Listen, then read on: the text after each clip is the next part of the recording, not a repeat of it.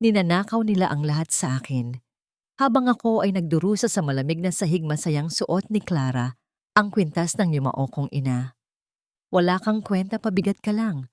Ang malupit na sumbat ni Tita Carmen. Ngunit isang mainit na kamay, ang humila sa akin paahon, ang kamay ni Dante. Tapos na ang pagiging utusan. Babawiin ko ang bawat patak ng aking luha. Handa na ba silang harapin ang karma? Ipakasal niyo na yang si Nina sa baliw na Dante. Sayang ang ganda ni Clara. Kung sa halimaw na yon mapupunta, tutal bayad na siya sa pagpapalaki ko sa kanya. Ang mga salitang yon ay tila mga punyal na bumaon sa likuran ni Nina habang siya ay nakatayo sa maliit at mainit na kusina. Sa harap niya ay ang kumukulong kaldero ng kare-kare, ang paboritong ulam ng kanyang tita Carmen na buong umaga niyang matiyagang niluto para sa kaarawan nito. Sa tabi ng kalan maayos na nakasalansan ang mga bulaklak ng ilang-ilang na maingat niyang pinitas at inayos upang maging palamuti sa hapagkainan.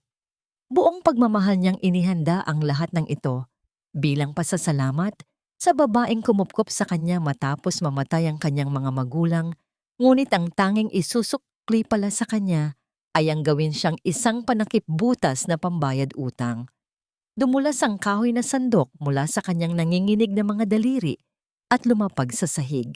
Tumalsik ang mainit na sabaw sa kanyang balat, nag-iwan ng mapulang paso sa kanyang palad, ngunit hindi niya alintana ang hapdi ng kanyang katawan. Mas masakit ang pamumuo ng bara sa kanyang lalamunan na tila pinipigilan siyang huminga. Ang mga tuhod niya ay nanlambot at ang paligid na kanina ay puno ng amoy ng masarap na pagkain ay biglang naging mapanglaw at nakasusulasok. Sanay siyang maging utusan, sanay siyang magbigay ng lahat, ngunit hindi niya inakalang umabot sa puntong pati ang kanyang buong pagkatao at kinabukasan ay ipagbibili na rin nito ng walang pag-aalinlangan. Tahimik siyang yumuko upang pulutin ang sandok at punasan ang tumalsik na sabaw, kinakagat ang kanyang ibabang labi upang pigilan ang anumang hikbi na maaaring makawala. Nang matapos siyang maglinis, dahan-dahan niyang itinapat ang kanyang napasong kamay sa kanyang bibig at marahang hinipan ito. Ginaya niya ang ginagawa ng kanyang namayapang ina tuwing siya ay nasusugatan nung bata pa siya. Sa pamamagitan ng malamig na ihip na yon, pilit niyang inalo ang kanyang sariling pusong duguan, naghahanap ng kalinga sa mga alaala dahil alam niyang wala siyang ibang maaasahan sa malupit na mundong ito kundi ang sarili niya. Nang makapag-ayos, naglakad siya patungo sa madilim na sulok ng bahay kung saan nakapatong ang maliit na altar ng kanyang ina. Tinitigan niya ang kupas na larawan nito at doon tuluyang naglandas ang mga luha sa kanyang mga pisngi. Naisip niya ang talaarawan ng mga resipe at formula ng pabango ng kanyang ina, ang tanging pamana na ninakaw at itinago ng kanyang tita Carmen. Kung ang pagpapakasal sa isang lalaking kinatatakutan ng lahat, ang tanging paraan upang mabawi ang huling alaala ng kanyang mga magulang at upang mabayaran ng buo ang sumasakal na utang na loob na ito handa siyang isugal ang kanyang buhay. Ang matalim na liwanag ng kidlat ay gumuhit sa kalangitan sa labas ng bintana, nag-iiwan ng mahabang anino sa kanyang mukha. Paano niya haharapin ang panibagong pagsubok na naghihintay sa kanya at magiging sapat kaya ang kanyang tibay upang malampasan ang unos na paparating? Ang malaking tarangkahan ng mansyon ng mga dam ay bumukas ng dahan-dahan, tila isang higanting bibig na handang lumamon ng sinumang mangahas pumasok. Sa loob ng sasakyan, mahigpit ang pagkakahawak ni Nina sa kanyang maliit na bayong, ang tanging baon niya sa bagong yugto ng kanyang buhay. Sa tabi niya si Clara ay hindi mapigil ang pagngisi habang tinitingnan ang madilim at tila abandonadong hitsura ng bahay. Ang bawat anino ng mga puno sa paligid ay tila mga daliring kumakaway sa kanila sa ilalim ng malamig na liwanag ng buwan. Poor Nina. Look at this place, mukhang haunted house. Bagay na bagay sa'yo at sa mapapangasawa mong halimaw. Mag-ingat ka baka bukas ay abo ka na lang na isasaboy sa garden. Ang mapait na biro ni Clara bago siya tinulak palabas ng sasakyan. Walang lingon-likod. Na humarurot ang sasakyan ni na Tita Carmen, iniwan si Nina na nakatayo ng mag-isa sa gitna ng katahimikan na tanging ang malamig na ihip ng hangin ang nagpaparamdam ng buhay.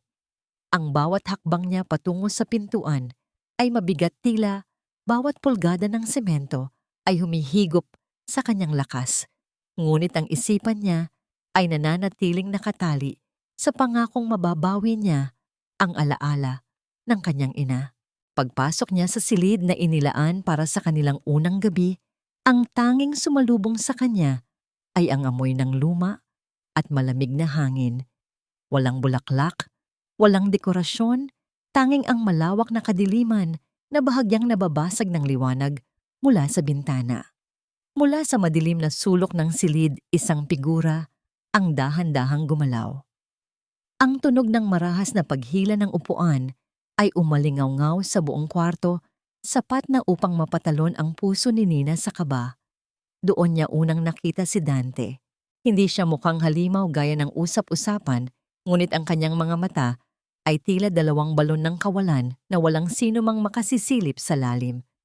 Don't touch anything in this room. Huwag kang lalapit sa akin at huwag mong susubukang pakialaman ang buhay ko. This marriage is just a contract, nothing more, ang malamig at walang emosyong tinig ni Dante. Ang bawat salita niya ay tila yelong dumadampi sa balat ni Nina, ngunit sa kabila ng takot, may napansin ang dalaga. Sa ilalim ng suot nitong manggas, sumilip ang isang maputlang peklat sa kanyang pulso, isang bakas ng nakaraang tila, pilit nitong ibinabaon sa limot. Hindi ito galit ng isang halimaw kundi depensa ng isang taong labis na nasugatan. Opo, naiintindihan ko. Ang tanging naisagot ni Nina sa mahinang tinig. Maingat siyang lumakad patungo sa lumang sofa sa gilid ng kwarto at doon inayos ang kanyang sarili. Hindi siya nagreklamo, hindi siya humingi ng puwang sa malambot na kama. Sa gitna ng gabi nang marinig niya ang malalim at tila nahihirapang paghinga ni Dante, dahan-dahang tumayo si Nina. Kinuha niya mula sa kanyang bulsa ang isang malinis na panyo na nilabhan niya sa bango ng mga bulaklak ng sampagwita. Maingat niya itong inilapag sa tabi ng lamesa ni Dante, isang munting alay ng kapayapaan sa gitna ng kaguluhan ng kanilang pagsasama. Ngunit ang katahimikan ng gabi ay biglang nabasag nang ang katawan ni Dante ay magsimulang manginig sa ibabaw ng kama. Ang kanyang mga kamay ay mahigpit na nakakuyom sa kumot hanggang sa mamuti ang kanyang mga buko-buko. Isang mahina, ngunit puno ng pagdurusa na ungol ang kumawala sa kanyang mga labi, tila isang taong nalulunod sa gitna ng isang malupit na panaginip.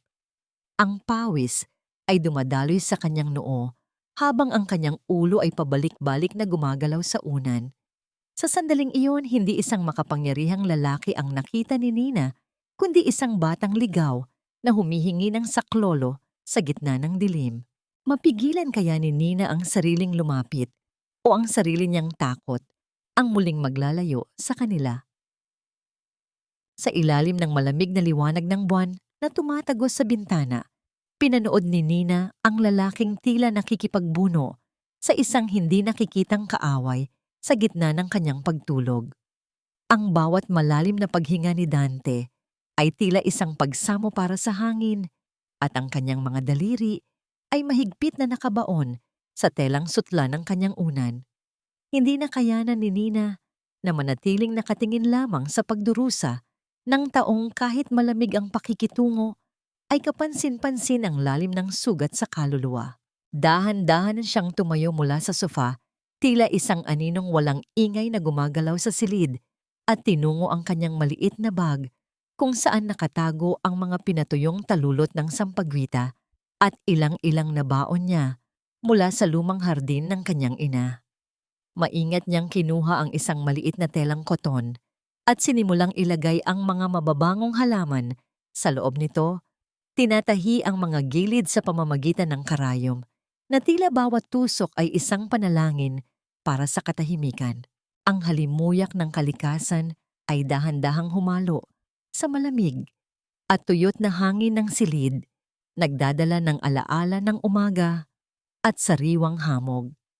Nang matapos ang munting unan, lumapit siya sa kama ni Dante. Sa gitna ng kadiliman, maingat niyang ipinasok ang mabangong selyo sa ilalim ng unan ng lalaki. Tinitiyak na ang bawat paghinga nito ay mapupuno ng amoy na nagpapakalma sa isipan. Ang marahas na paggalaw ni Dante ay dahan-dahang humupa.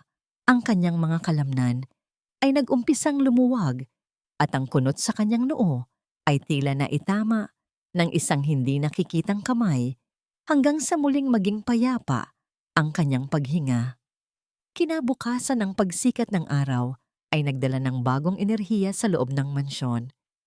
Nagising si Dante na tila gumaan ang bigat na laging nakadagan sa kanyang dibdib sa loob ng maraming taon. Sa halip na ang nakasanayang sakit ng ulo at pagkapagod, isang kakaibang bango ang sumalubong sa kanyang ulirat. Isang amoy na nagpapaalala sa kanya ng mga bagay na matagal na niyang kinalimutan ng pag-asa at ang pakiramdam ng pagiging ligtas. Napatingin siya sa sofa at nakita si Nina na natutulog pa rin ang kanyang katawan ay nakabaluktot dahil sa lamig ng madaling araw. Sa isang bihirang pagkakataon ng paglambot, kinuha ni Dante ang isang makapal na kumot at dahan-dahang inilatag ito sa ibabaw ng dalaga. Tinitiyak na hindi ito magigising sa kanyang pagkilos. Sa kusina, habang naghahanda ng kape si Nina, lumapit ang isang matandang tagapagsilbi na si Manang sa kanyang tabi. Ang mukha ng matanda ay puno ng mga guhit ng karanasan at ang kanyang mga mata ay tila may babalang nais iparating. Huwag kang masyadong mabait sa kanya, iha. Ang mansyong ito ay puno ng mga lihim na maaaring sumunog sa iyong puso. Baka matulad ka lamang sa mga nauna na sumubok na pasukin ang mundo niya, ngunit nauwi lamang sa pagkawasak. Ang mahinang bulong ni Manang na tila isang babala mula sa kabilang mundo. Ang mga salitang iyon ay nag-iwan ng isang malamig na pakiramdam sa batok ni Nina. Ngunit bago pa siya makapagtanong, ang pagliwanag ng screen ng kanyang cellphone sa ibabaw ng lamesa ay kumuha ng kanyang atensyon. Ang pangalan ni Tita Carmen ay kumikislap sa screen, tila isang lason na handang kumalat muli.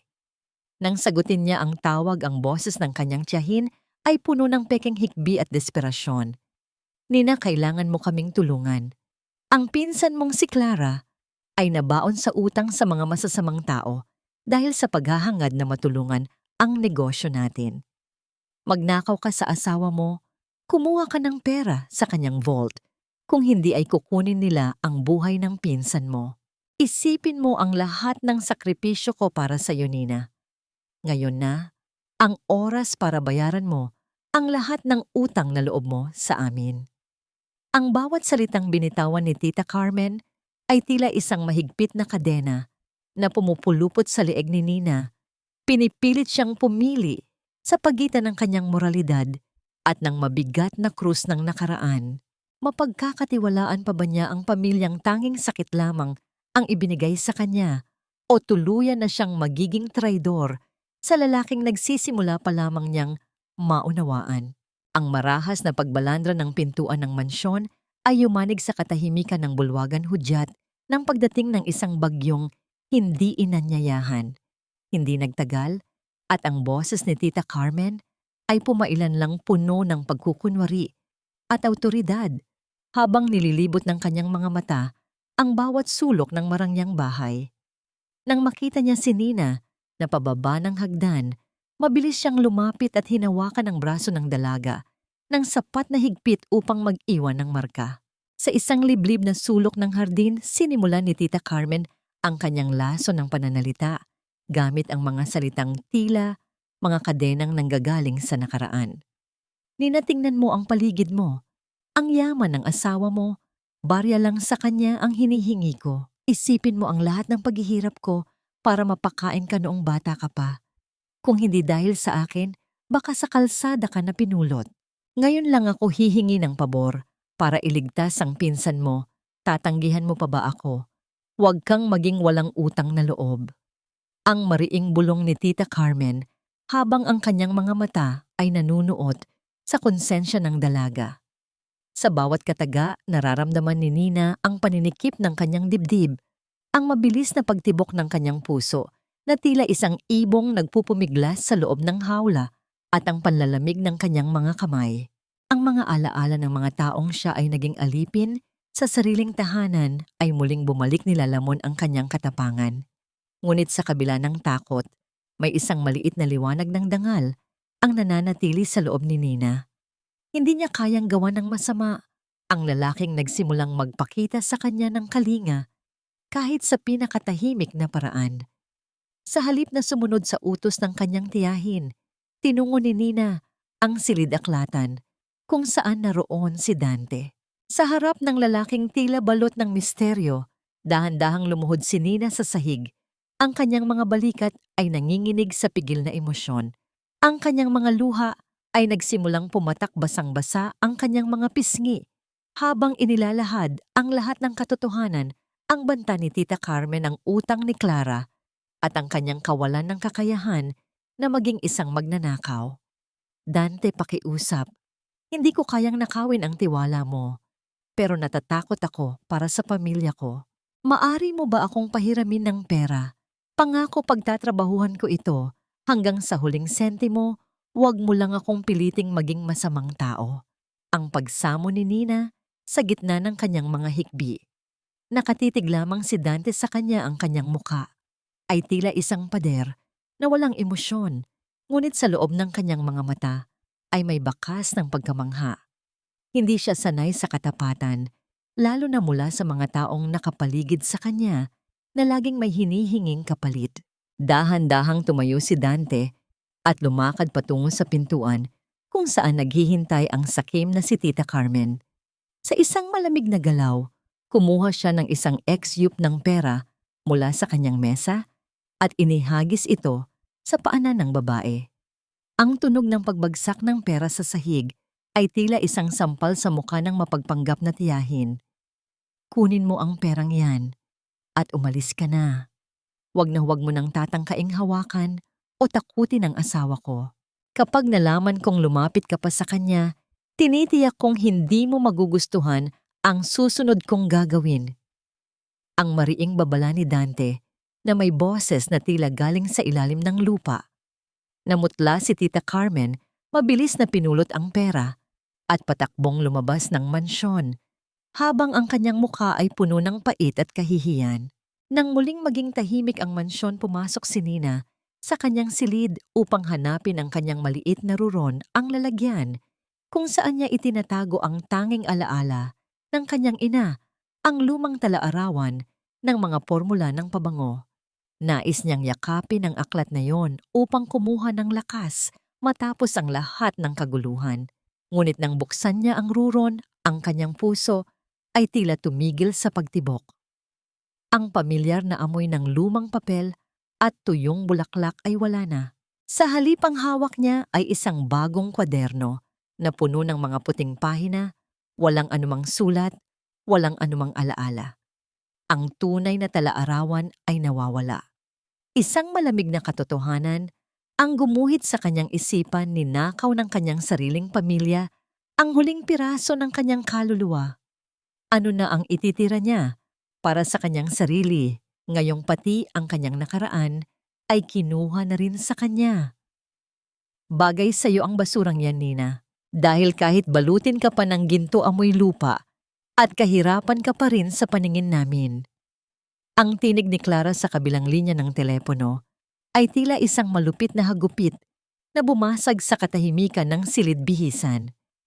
Ang mga salitang iyon ay puno ng panunuya, isang paalala na para sa kanila, siya ay nananatiling isang kagamitan lamang na maaring itapon pagkatapos pakinabangan.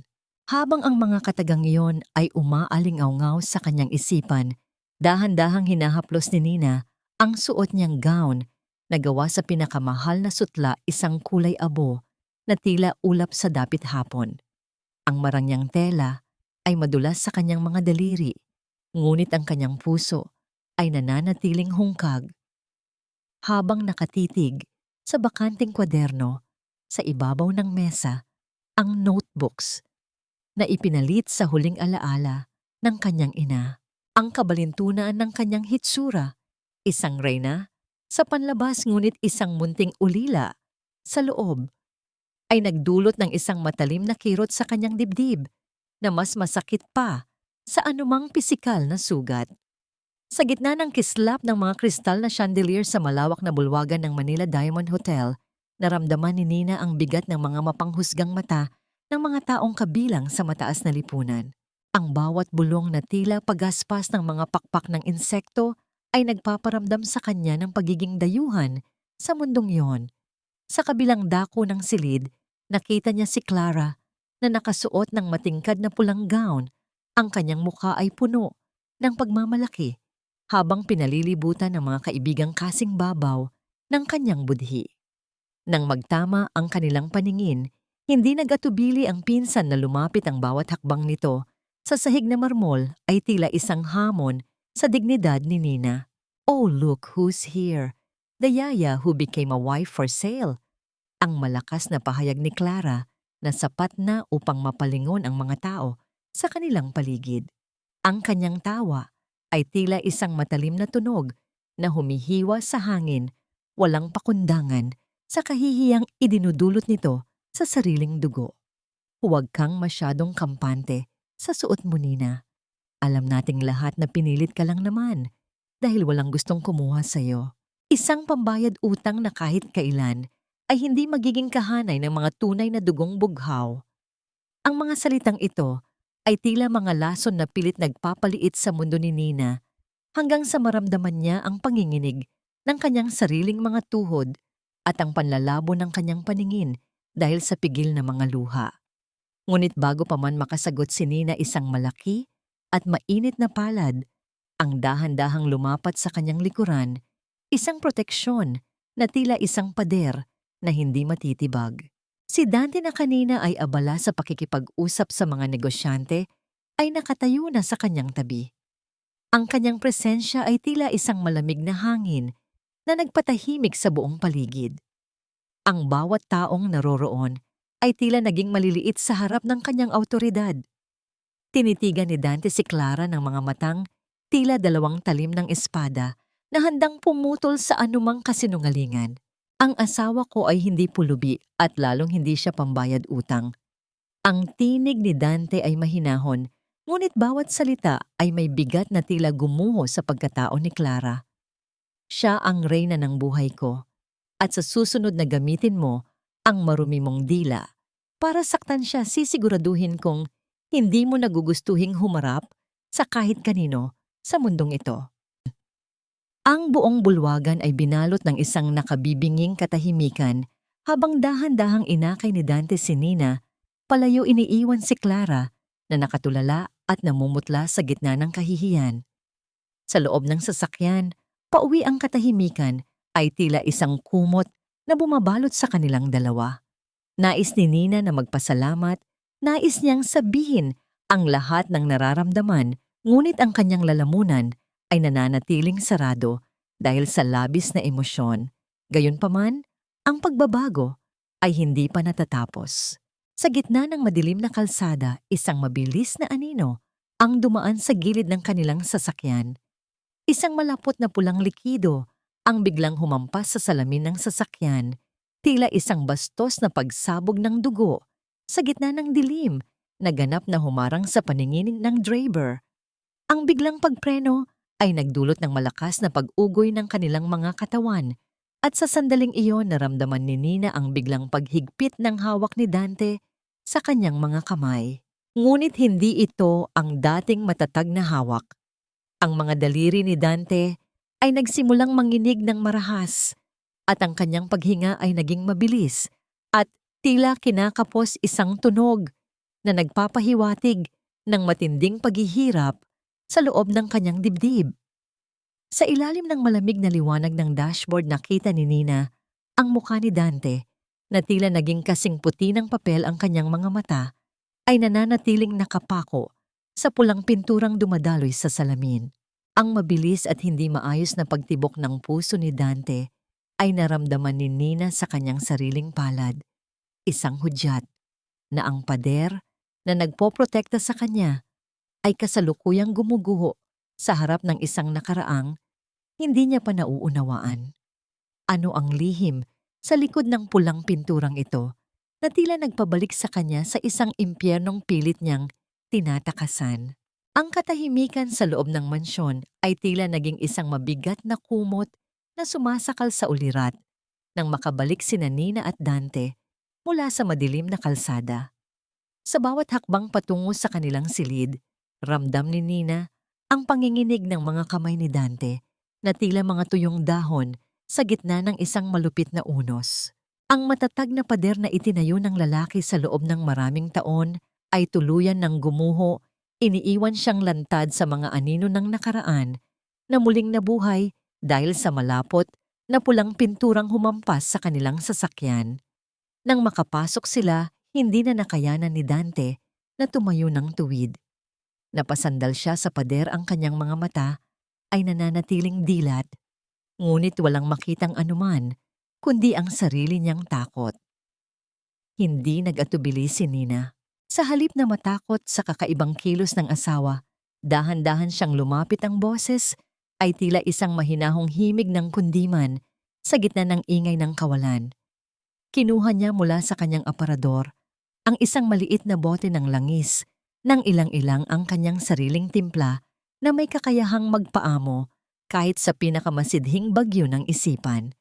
Maingat niyang ipinahid ang mabangong likido sa kanyang sariling mga palad bago ito dahan-dahang idinampi sa mga huyat ng taydong ni Dante.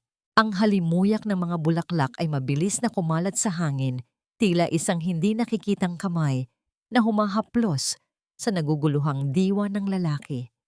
Nandito lang ako, Dante. Ligtas ka na. Walang mananakit sa iyo, pangako. Ang mahinang bulong ni Nina habang dahan-dahang iginigiya ang ulo ni Dante upang sumandal sa kanyang balikat. Sa sandaling iyon, ang makapangyarihang Ginoo ay naging isang marupok na kaluluwa na naghahanap ng kalinga.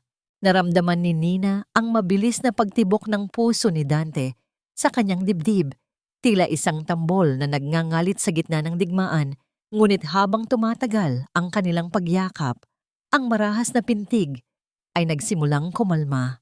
Ipinikit ni Dante ang kanyang mga mata, nilalanghap ang amoy ng katarungan at pagmamahal na nanggagaling sa babaeng akala niya ay isang pabigat lamang sa kanyang buhay. Ang init ng katawan ni Nina at ang malambot niyang paghaplos sa buhok ni Dante ay naging selyo ng isang bagong ugnayan na hindi kayang tinitibag ng kahit anong pananakot. Nang tuluyan ng humupa ang panginginig ni Dante at ang kanyang paghinga ay naging payapa, na dahan-dahan siyang inalalaya ni Nina patungo sa himlayan. Sa gitna ng pag-aayos, napansin ni Nina ang isang itim na tarheta na nahulog mula sa suot na vest ni Dante, isang bagay na marahil ay naiwan sa sasakyan o sadyang ipinadala upang makita nila. Maingat niya itong pinulot at sa ilalim ng malamig na liwanag ng lampara, nakita niya ang isang drawing ng puting liryo na tila nalalanta. Walang nakasulat na pangalan, walang anumang salita, ngunit ang bawat guhit nito ay nagpaparamdam ng isang panganib na tahimik na nagmamasid mula sa kadiliman. Sino ang may kayang gumawa nito sa isang taong kasing kapangyarihan ni Dante at ano ang koneksyon nito sa pulang pinturang tila dugo sa kanilang paningin? Habang iniisip ang misteryong ito, ang biglang pagliwanag ng screen ng kanyang cellphone sa ibabaw ng side table ay muling nagpabilis sa tibok ng puso ni Nina. Isang mensahe mula sa isang hindi kilalang numero. Ang lumitaw ang mga titik ay tila nagniningning sa gitna ng dilim ng silid. Gusto mo bang makuha ang formula ng iyong ina? Mag-divorce kayo ni Dante. Ang bawat salita sa mensaheng iyon ay tila isang lason na dahan-dahang pumapasok sa kanyang sistema. Nakatitig si Nina sa mahimbing na natutulog na si Dante sa lalaking ngayon lamang nahanap ang kapayapaan sa kanyang mga piling. Handa ba siyang isakripisyo ang sariling kaligayahan at ang tanging alaala ng kanyang ina para sa kaligtasan ng lalaking nagsisimula pa lamang niyang mahalin, o itutuloy niya ang laban kahit ang kapalit ay ang sarili niyang pagkawasak? Ang inggit ay tila isang lason na dahan-dahang pumapatay sa katinoan ng isang tao, at para kay Clara, ang lasong ito ay tuluyan ng umabot sa kanyang puso. Matapos malaman mula sa isang kamag-anak ni Dante ang tunay na yaman at kapangyarihang hawak ng lalaki, ang pagsisisi ni Clara ay nauwi sa isang nagngangalit na galit. Hindi niya matanggap na ang lalaking itinapon niya dahil sa maling akala ay isa palang hiyas na ngayon ay pagmamay-ari na ng pinsan niyang itinuturing niyang basahan.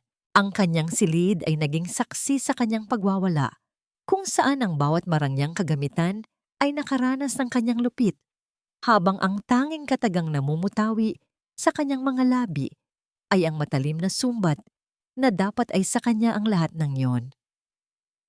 Habang wala si Dante sa mansyon para sa isang mahalagang pagpupulong, ang marahas na pagtulak sa malaking pintuan ng bulwagan ay naging sanhi ng isang mabilis na pagyanig na bumasag sa katahimikan ng tahanan.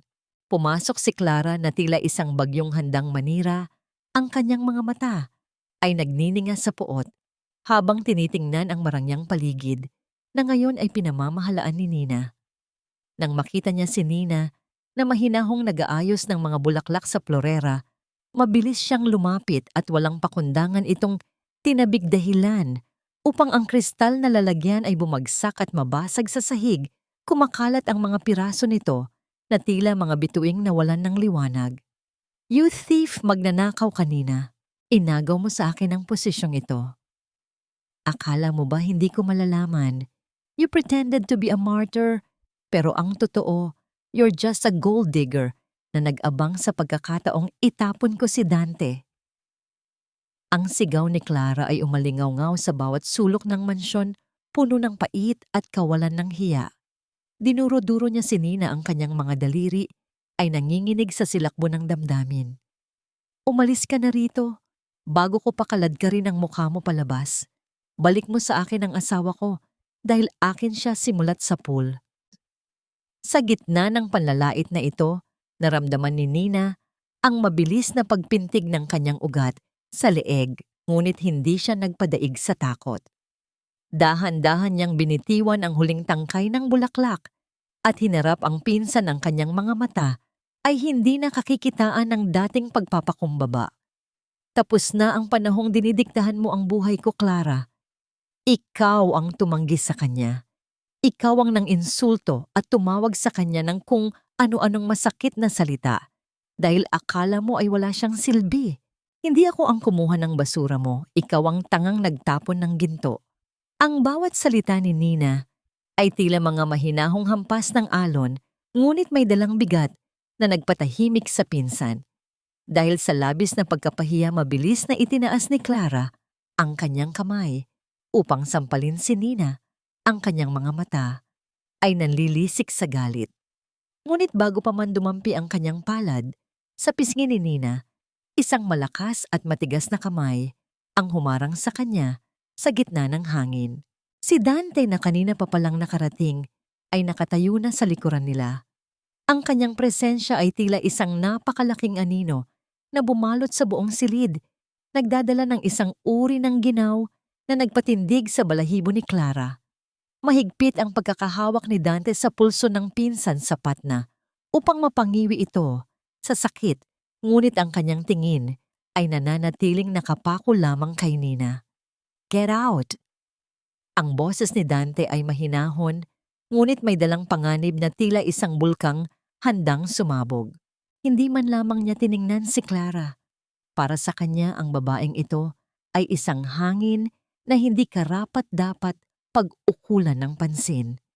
"Umalis ka sa pamamahay ko bago ko makalimutang babae ka.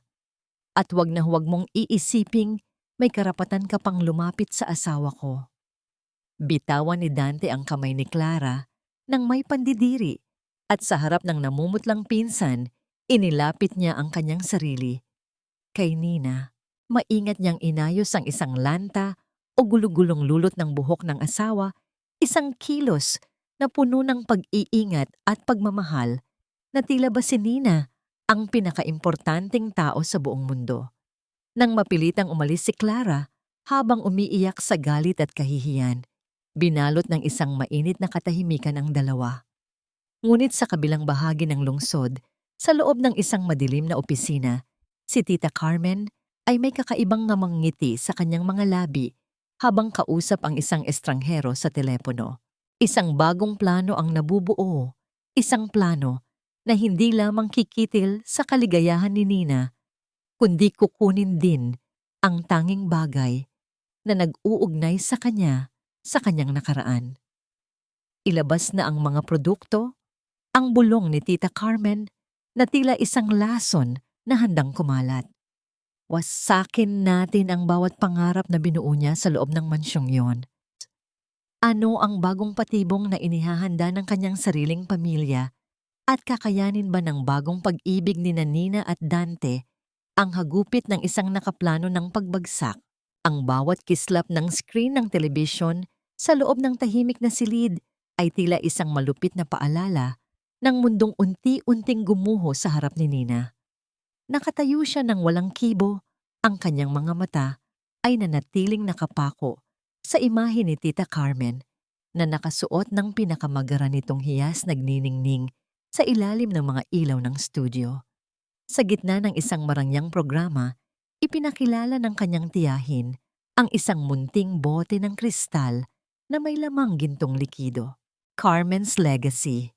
Ang masayang deklara ng host habang si Tita Carmen ay nagpanggap na nagpapahid ng luhang walang basa sa kanyang mga mata. Ang bawat salitang lumalabas sa bibig nito tungkol sa inspirasyon at paghihirap sa paglikha ng pabangong iyon ay tila isang malupit na nakawan sa gitna ng tirik na araw. Alam ni Nina, ang bawat sangkap, ang bawat sukat, at ang bawat kwento sa likod ng halimuyak na yon dahil iyon ang huling pamanang iniwan ng kanyang sariling ina.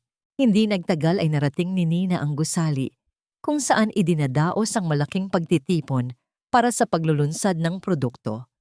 Ang bawat pagtama ng kanyang matitigas na takong sa sahig na marmol ay tila isang mabilis na tibok ng pusong nagpupumiglas sa galit at pighati. Sa loob ng silid-hintuan, hinarap niya ang babaeng itinuring niyang pangalawang ina, ngunit ang nakita niya ay isang estrangherong may pusong kasing lamig ng bakal. Sa halip na humingi ng tawad, sinalubong siya ni Tita Carmen ng isang nangiting puno ng panunuya. Ang mga mata nito ay walang bakas ng konsensya habang tinitingnan ang nanginginig na mga kamay ng kanyang pamangkin. Wala kang mapapatunayan, Nina. Kahit maglupasay ka pa rito, ang batas ay nasa panig ko dahil ang pangalan ko ang nakasulat sa bawat dokumento. Ang mariing bulong ni Tita Carmen na tila isang laso na dahan-dahang pumasok sa ulirat ng dalaga. Huwag mong kalilimutan na kung hindi dahil sa akin, wala ka sa kinalalagyan mo ngayon. Ang bawat sentimong kinita ko rito ay pambayad mo lamang sa lahat ng pagkaing isinubo ko sa'yo noong bata ka pa.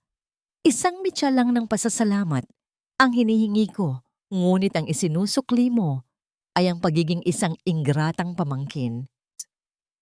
Ang bawat salita ng kanyang tiyahin ay tila isang mabigat na pader na humaharang sa kanyang karapatan, pinaparamdam sa kanya na siya ay walang boses, walang lakas, at walang halaga sa harap ng ganid na pamilyang ito.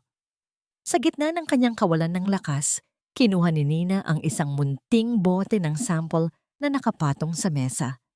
Dahan-dahan niyang inilapit ito sa kanyang ilong at marahang nilanghap ang halimuyak na nagmula sa loob. Sa isang saglit ang malamig na silid ay tila naglaho at napalitan ng init ng bisig ng kanyang ina sa gitna ng kanilang lumang hardin. Naramdaman niya ang gaspang ng mga palad ng kanyang ina at ang matamis na kanta nito sa kanyang pandinig. Ang bawat patak ng luha na dumadaloy sa kanyang mga pisngi ay tila nagsusumbong sa langit tungkol sa pagnanakaw ng kanyang mga pangarap. Paano nagawang gamitin ng sarili niyang kadugo ang pinakasagradong alaala ng kanyang nakaraan para lamang sa pera at kapangyarihan. Nang lisanin ni Nina ang gusali ang langit, ay tila nakikiramay sa kanyang pagdadalamhati. Ang malalaking patak ng ulan ay nagsimulang humampas sa semento, binabasa ang kanyang suot at itinatago ang kanyang mga hikbi sa gitna ng dilim. Sa gitna ng kawalan ng pag-asa at ang tanong kung nasaan si Dante sa mga sandaling pinakailangan niya ito, isang itim na sasakyan ang dahan-dahang huminto sa kanyang tapat.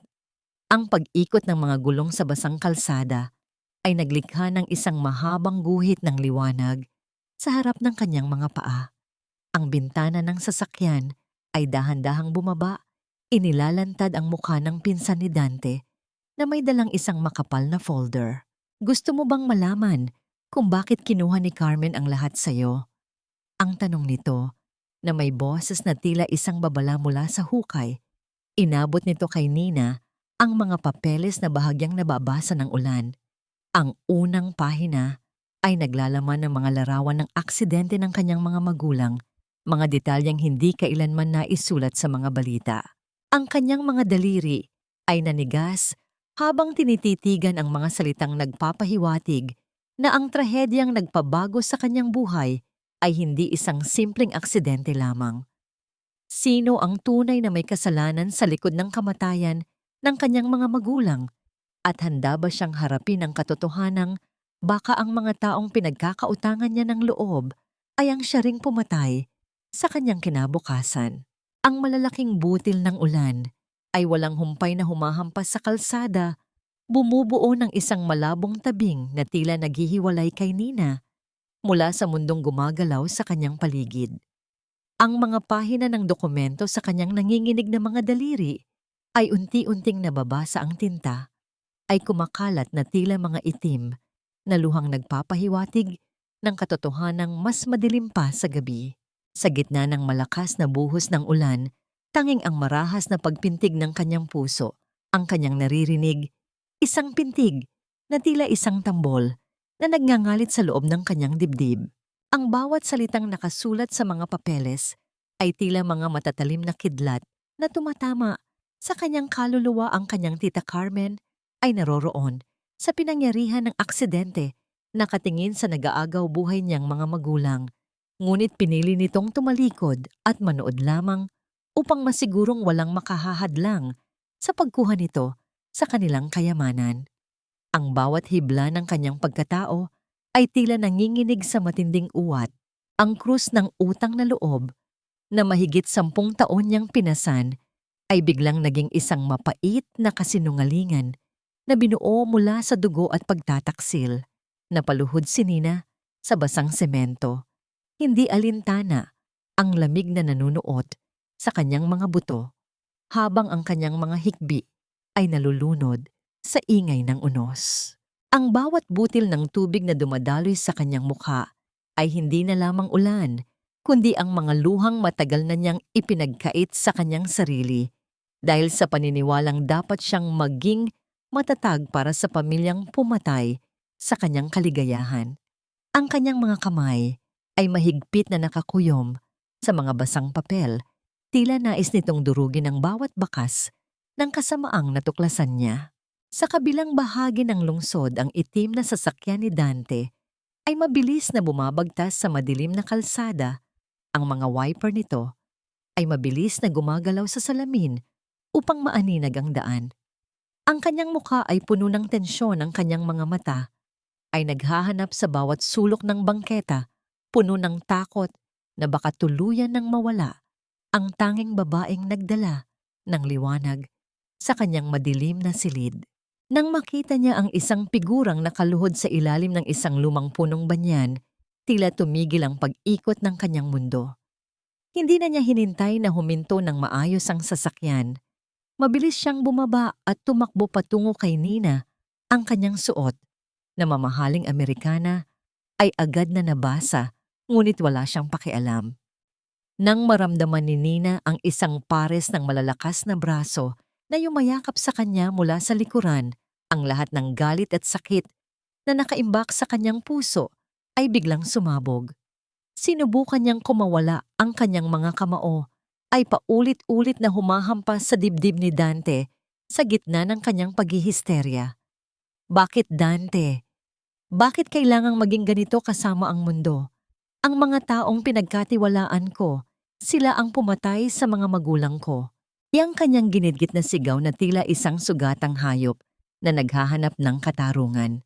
Hindi gumanti si Dante. Sa halip ay mas hinigpitan pa nito ang yakap sa kanya, hinahayaan ang bawat suntok at kagat ni Nina na dumampi sa kanyang balat hanggang sa mapalitan ng galit ng dalaga ng matinding pagkapagod at paghagulgol. Iniyuko ni Dante ang kanyang ulo, dinidikit ang kanyang pisngi sa basang buhok ni Nina, habang ang sarili niyang mga mata ay nagbabadyang lumuha. Sa tindi ng awa at pagmamahal, dahan-dahang binuhat ni Dante ang nanghihinang katawan ni Nina at isinakay sa sasakyan. Binabalot siya ng isang tuyong kumot na tila isang kulasisi sa loob ng kuta. Sa buong biyahe pauwi, walang salitang namutawi sa kanilang mga labi, ngunit ang init ng kanilang magkahawak na kamay ay nagsasabi ng 1,000 pangako. Nang makarating sila sa mansyon, dinala siya ni Dante sa kanilang silid at maingat na inihiga. Tinitigan ni Nina ang mga mata ng kanyang asawa sa ilalim ng malabo at madilaw na liwanag ng lampara. Wala na ang takot sa kanyang mga mata, napalitan na ito ng isang malamig at matalim na determinasyon na hindi pa kailanman nakikita ni Dante. Hinawakan ni Nina ang mukha ni Dante. Ang kanyang tinig ay mahinahon, ngunit bawat salita ay may dalang bigat na tila isang sumpa na hindi mababali. Dante, hindi ko na kayang maging biktima lang. Hindi ko na kayang manahimik habang sila ay nagsasaya sa ibabaw ng mga bangkay ng mga magulang ko. Tulungan mo akong sirain sila. Gusto kong makita silang mawalan ng lahat, gaya ng ginawa nila sa akin. Ang katahimikan sa silid ay tila naging selyo sa isang madilim na kasunduan. Ang katarungang matagal na ipinagkait ay malapit ng maningil, ngunit sa gitna ng apoy ng paghihiganti, may matitira pa bang puwang para sa pag-ibig na nagsisimula pa lamang mamukadkad o tuluyan na itong lalamunin ng puot na nananalatay sa kanilang mga ugat. Ang liwanag ng buwan na tumatagos sa bintana ng silid-aklatan ay tila isang saksi sa pagbubuo ng isang planong hindi lamang katarungan ang layunin, kundi ang ganap na pagpuksa sa kapangyarihan ng mga taong nagnakaw ng kinabukasan ni Nina. Sa loob ng silid na yon, napapalibutan sila ng mga pinakamahuhusay na abogado na kinuha ni Dante. Ang bawat isa ay seryoso habang sinusuri ang mga dokumento sa ilalim ng malamig na liwanag ng mga lampara. Ngunit sa pagkakataong ito, hindi lamang si Dante ang nagpapasya. Si Nina ay nakaupo sa tabi niya, ang kanyang mga mata ay nananatiling nakatuon sa bawat detalye ng mga papeles. Ang kanyang dating takot ay napalitan na ng isang matalim at tahimik na determinasyon. Ang bawat salitang binitawan niya ay may timbang ng isang taong matagal na pinagkaitan ng boses. At sa bawat mungkahi ni Dante, nararamdaman niya ang isang uri ng lakas na dahan-dahang bumubuo sa kanyang nadurog na pagkatao. I want them to lose everything piece by piece, Dante. Ayokong makita silang nakatayo pa sa harap ng mga tao habang suot ang mga hiyas na ninakaw nila sa amin. Ang mahinahong pahayag ni Nina, ngunit ang bawat titik ay tila isang matalim na talim na humihiwa sa hangin. Sa gitna ng kanilang pagpaplano, dinala siya ni Dante sa isang bahagi ng mansyon na ginawa niyang isang pribadong laboratorio para sa dalaga. Ang bawat kagamitan ay bago at nagniningning, tila naghihintay sa mga kamay na muling bubuhay sa sining ng paggawa ng pabango. Doon sinimulan ni Nina ang kanyang lihim na gawain. Ang bawat patak ng mahahalagang langis mula sa mga bulaklak ay dahan-dahang naglalakbay pababa sa loob ng mga praskong kristal, bumubuo ng isang halimuyak na hindi lamang mabango, kundi may dalang mensahe. Natuklasan niya ang isang pagkakamali sa bersyon ni Tita Carmen. Ang kanyang tiyahin ay sadyang hinaluan ng murang kemikal ang formula upang makatipid isang pagkakamaling magiging sanhi ng matinding pangangati sa balat kapag nadarang sa init ng araw. Ang lihim na ito ang magiging mitya ng kanilang pagbagsak. Habang abala si Nina sa kanyang laboratorio, si Clara naman ay nagtangka ng isang huling desperadong hakbang. Pumunta ang pinsan sa opisina ni Dante. Suot ang isang damit na labis ang ikli at ang mukha ay puno ng makapal na kolorete. Sinubukan niyang akitin ng lalaki gamit ang mga matatamis na salita at paninirang puri laban kay Nina. Dante, bakit ka nagtitiyaga sa babaeng yon? She's just using you for revenge. Mapanganib siya. Hindi mo ba nakikita? Baka balang araw, ikaw naman ang saktan niya. Ang malanding bulong ni Clara habang sinusubukang hawakan ang balikat ni Dante. Ngunit ang lalaki ay nanatiling kasing tigas ng bato. Ang kanyang mga mata ay puno ng pandidiri habang tinitingnan ang babaeng nasa harap niya. Hindi alam ni Clara na sa ilalim ng mesa, ang isang recorder ay tahimik na kumukuha ng bawat dumi na lumalabas sa kanyang bibig. Mga ebidensyang gagamitin ni Dante upang tuluyang wasakin ang imahe ng mga manlolokong ito sa mata ng publiko. Matapos ang isang mahabang araw ng pagtatrabaho, natagpuan ni Dante si Nina sa gitna ng kanyang laboratorio. Ang kanyang mukha ay bahagyang may bakas ng pagkapagod, ngunit ang kanyang mga mata ay nagniningning sa tagumpay. Dahan-dahang lumapit si Dante at inilagay ang kanyang mga kamay sa balikat ng asawa, isang kilos na puno ng paghanga at pagkilala sa kanyang galing. Ang tapang ng reyna ko. You're doing great, Nina. Just a little more and everything will be over. Ang mahinang bulong ni Dante sa kanyang pandinig. Ang init ng hininga nito at ang pagdampi ng kanyang mga labi sa kanyang noo ay nagdulot ng isang mabilis na kaba sa dibdib ni Nina, isang kilig na tila isang bulaklak na biglang namukadkad sa gitna ng isang disyerto. Sa sandaling iyon, ang paghihiganti ay naging pangalawa na lamang sa pagmamahal na dahan-dahang bumabalot sa kanilang dalawa. Gayunpaman, ang labanan ay hindi pa tapos.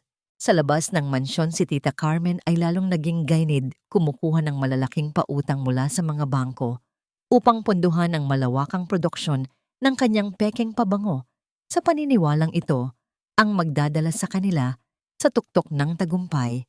Hindi niya alam na ang bawat hakbang niya ay sinusubaybayan ni Dante. Kinabukasan, isang magarang itim na sobre na may tatak na ginto ang inilapag ni Nina sa ibabaw ng mesa. Ito ay isang VIP invitation para sa isang international perfume auction na gaganapin sa susunod na linggo ang entablado, kung saan ang lahat ng kasinungalingan ay tuluyan ng mahuhubaran.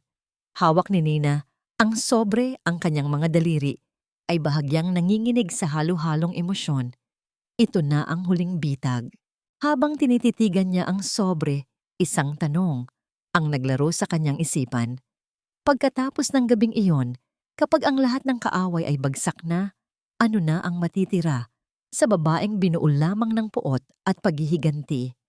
Ang bawat kislap ng mga lente ng kamera sa loob ng marangyang bulwagan ng Grand Ballroom ay tila mga bituing sumasabog sa gitna ng kadiliman, isang pagpapakitang tao na puno ng karangyaan at kasinungalingan.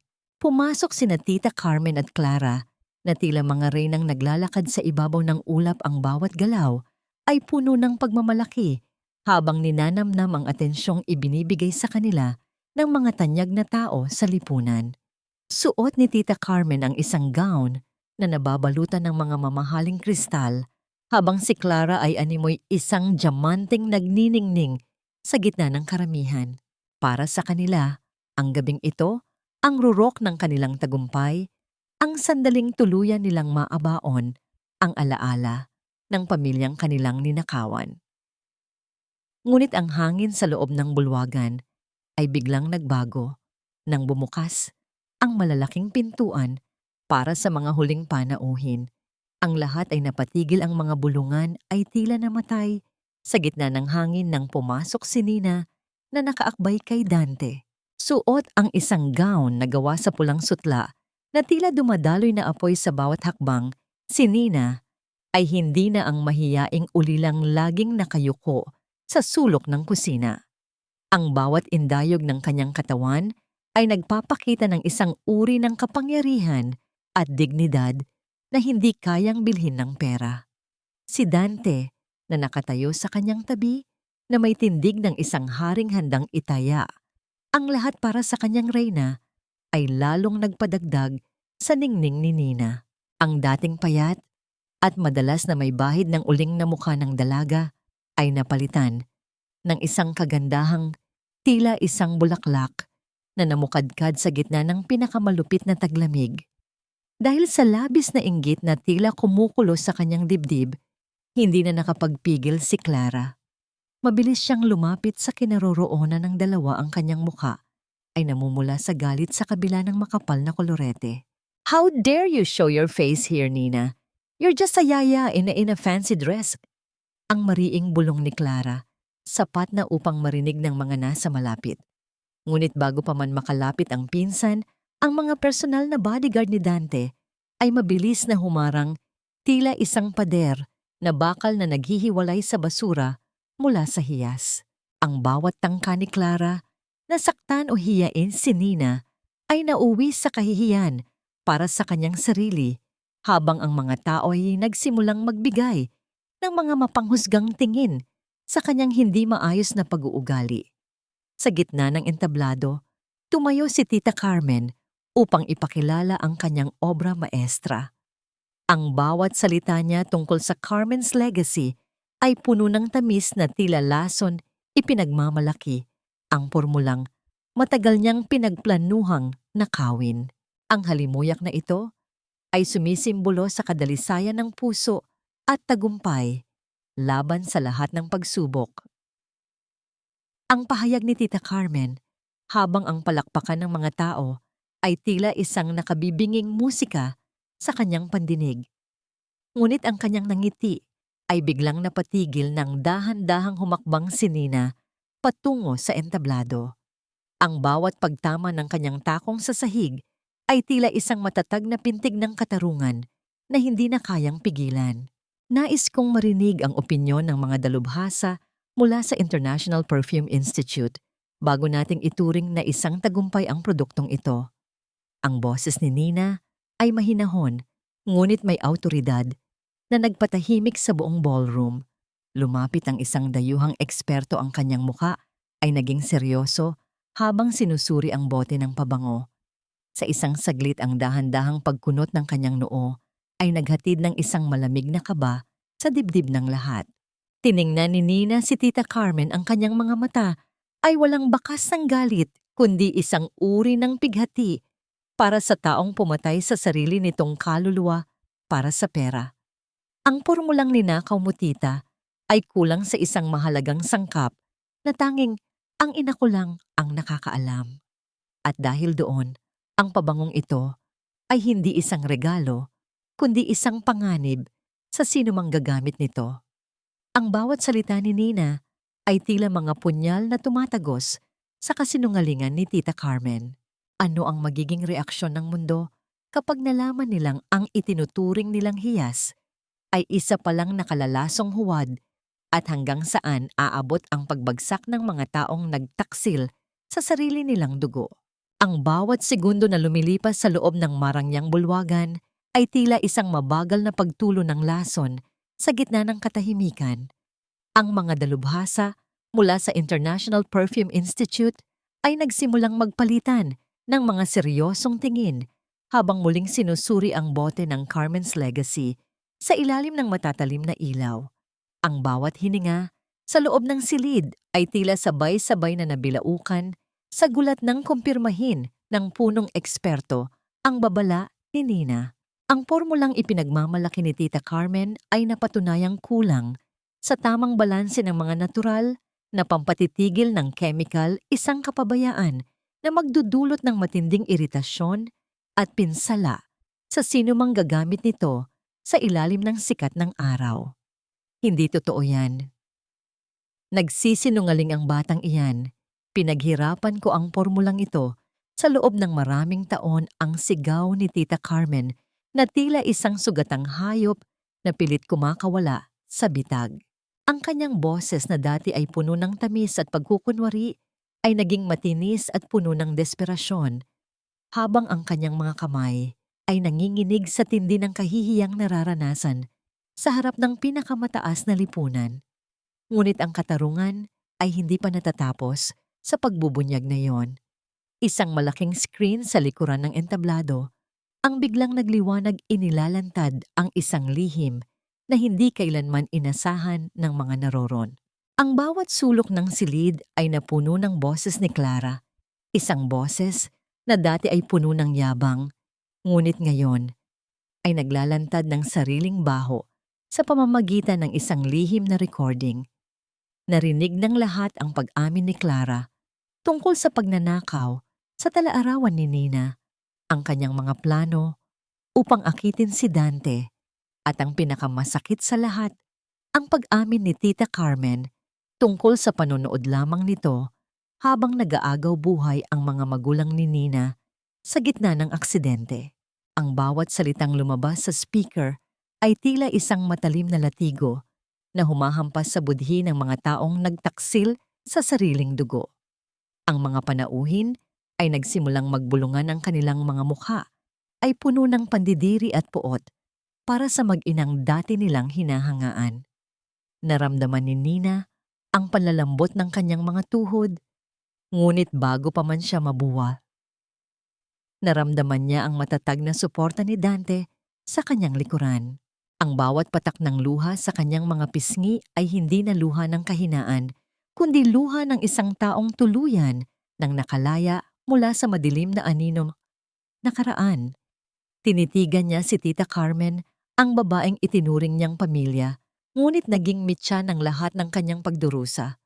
Wala nang galit sa puso ni Nina, tanging isang malalim na pighati para sa isang kaluluwang nilamon na ng kasakiman at inggit.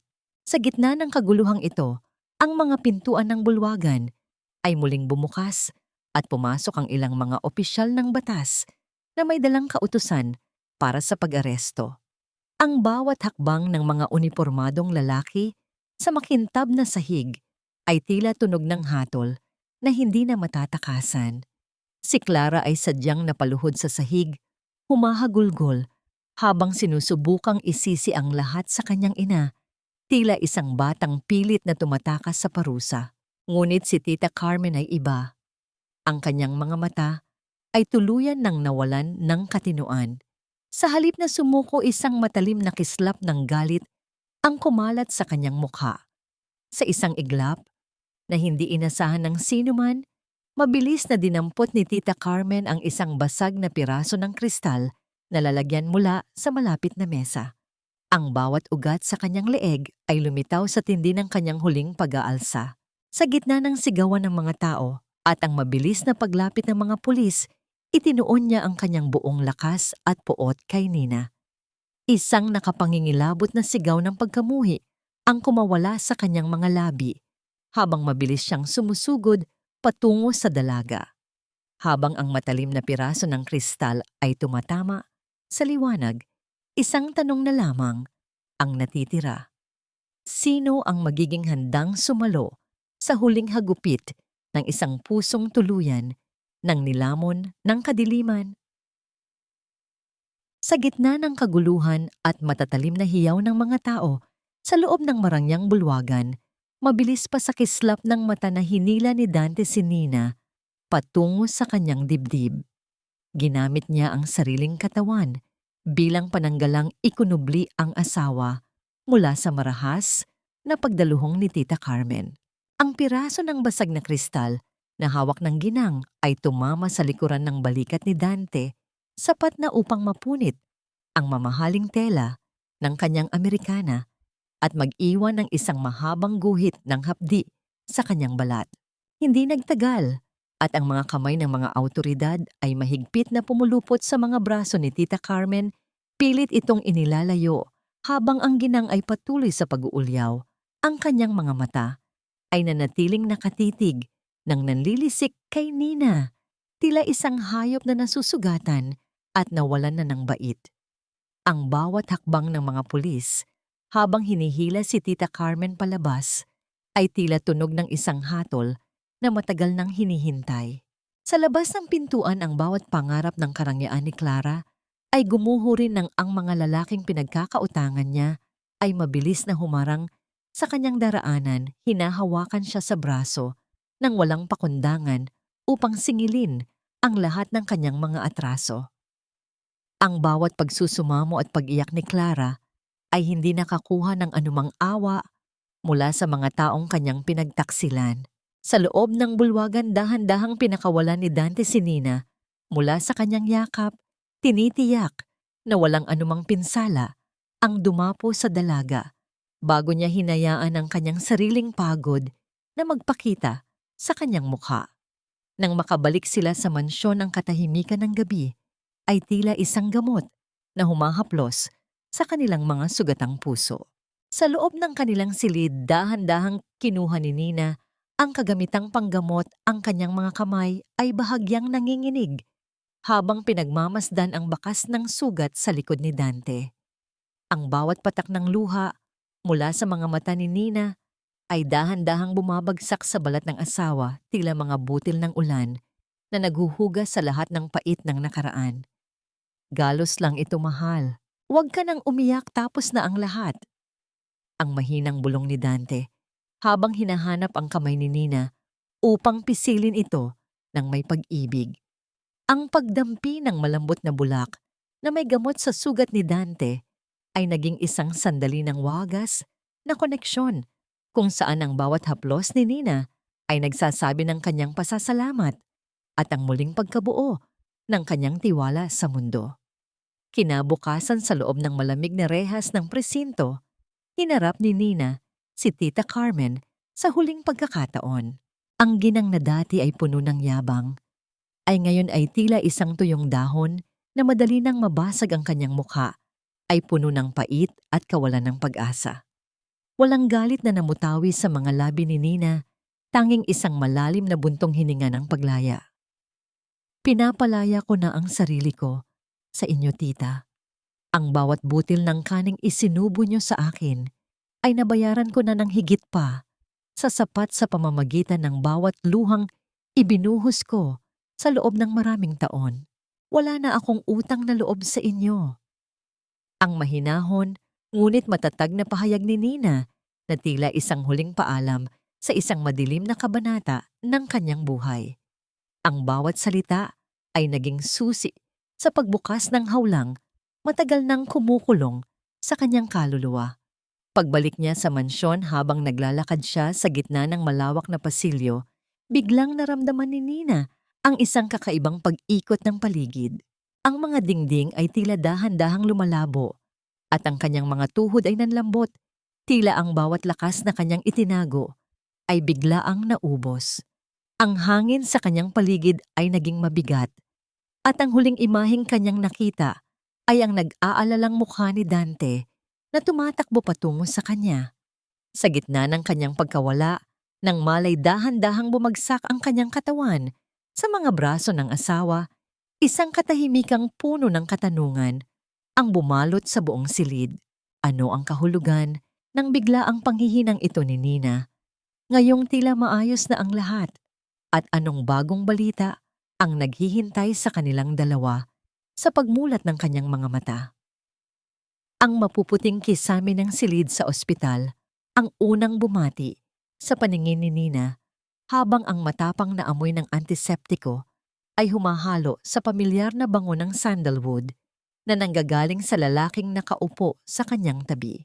Ang bawat pagkurap ng kanyang mga mata ay tila isang mabigat na gawain at ang kanyang katawan ay tila isang tuyong dahon na walang lakas na gumalaw. Ngunit sa gitna ng kanyang panghihina, naramdaman niya ang isang mainit at nanginginig na palad na mahigpit na nakahawak sa kanyang kamay. Si Dante na may mga matang tila hindi nakatikim ng tulog at puno ng pamumula Dahil sa pag-aalala, ay dahan-dahang humalik sa kanyang mga daliri nang mapansing nagkamalay na ang asawa. Ang bawat lalim ng paghinga ni Dante ay nagpapahiwatig ng isang matinding takot na baka sa isang iglap ay mawala ang tanging babaeng nagturo sa kanya kung paano muling mabuhay. Thank God gising ka na. Akala ko kung ano na ang nangyari sa iyo, Nina. I was so scared na baka dahil sa stress na idinulot ng mga taong yon ay tuluyan ka ng bumigay. Ang napaos na bulong ni Dante ang kanyang boses ay tila isang basag na kristal na puno ng pagsisisi. Ang pag-usad ng mga kamay ng orasan sa pader ay tila bawat hakbang ng tadhana na nagpapabigat sa katahimikan ng silid. Hindi nagtagal at dahan-dahang bumukas ang pinto upang papasukin ang isang doktor na may dalang ngiti sa kanyang mga labi, isang ekspresyong tila nagdadala ng liwanag sa gitna ng madilim na silid. Ang bawat hakbang ng doktor sa makintab na sahig ay naghatid ng kakaibang kaba sa dibdib ni Dante, isang kaba na tila isang mabilis na tambol na hindi na mapatigil. Mister, maayos na ang iyong asawa.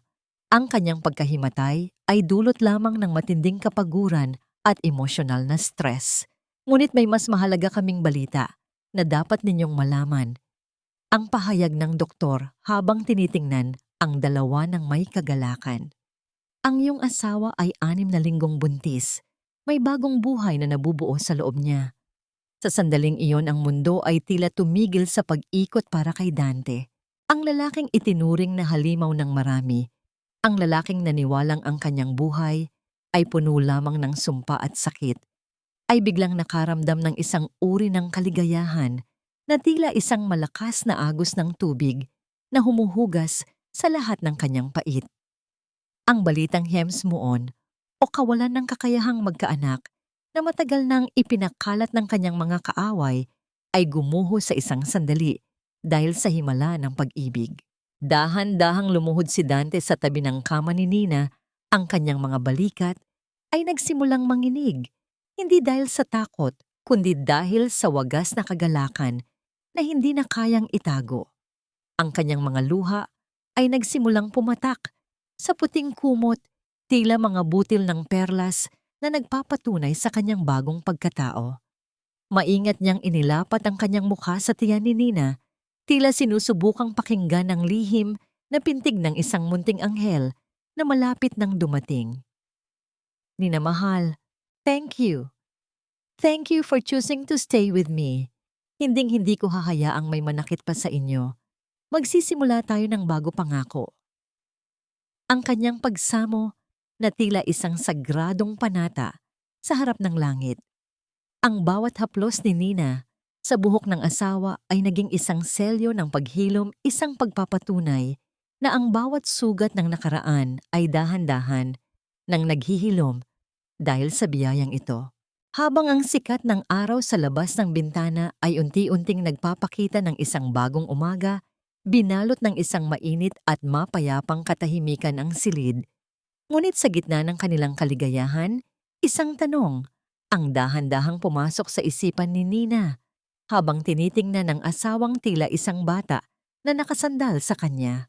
Sapat na ba ang balitang ito upang tuluyan nilang malimutan ang lahat ng sakit o ang pagdating ng bagong buhay na ito ang magbubukas ng mga panibagong pinto ng pagsubok na hindi nila inaasahan?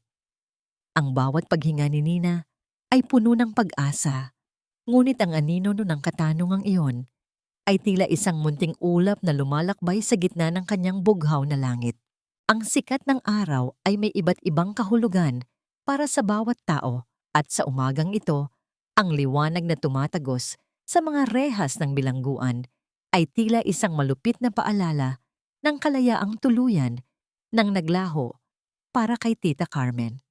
Sa loob ng malamig na selda, ang dating mapagmataas na ginang ay tila isang anino na lamang ng kanyang sarili. Tiyupot ang pisngi at ang mga mata ay laging nakapako sa sahig na semento. Ang bawat patak ng luha na dumadaloy sa kanyang kulubot na balat habang tinititigan ng isang lumang larawan ng pamilya ay puno ng huli at walang saysay na pagsisisi. Sa kabilang dako sa isang masikip na eskinita ng kabilang lungsod si Clara ay abala sa harap ng isang malaking palanggana. Ang kanyang mga kamay na dati ay pinalilibutan ng ginto